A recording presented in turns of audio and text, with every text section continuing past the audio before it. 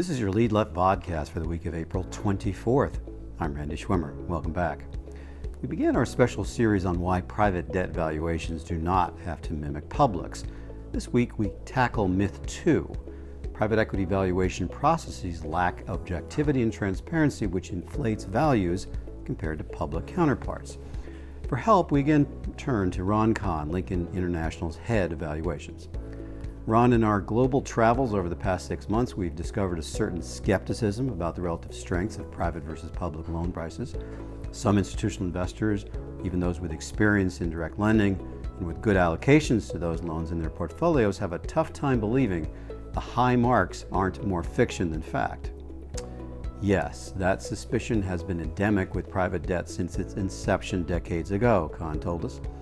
When you grow up in an environment where other asset classes can be measured against an index, and there's a ready secondary market in which you can buy and sell loans with reasonable liquidity, it's natural to be distrustful of loans that don't trade and whose values are dependent on some manager's view of their worth.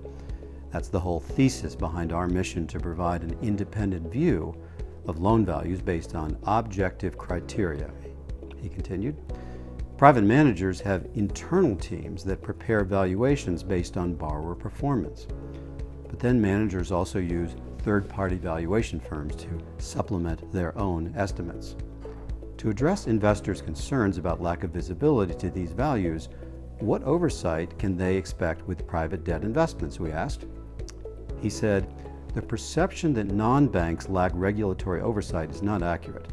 After the GFC and Dodd-Frank legislation, private equity and credit valuations became subject to extensive oversight. Boards of directors and audit committees, auditors, regulators, and investors all play key roles now in reviewing private marks. They also help ensure best practices are followed and appropriately reflect a borrower's performance and markets. Finally, he concluded, limited partners who invest in private funds are critical to valuation transparency. Their intensive due diligence is designed to align GP processes with fair value accounting standards.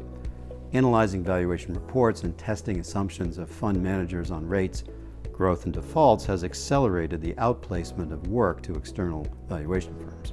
All these elements have added further credibility to private equity and credit valuation processes.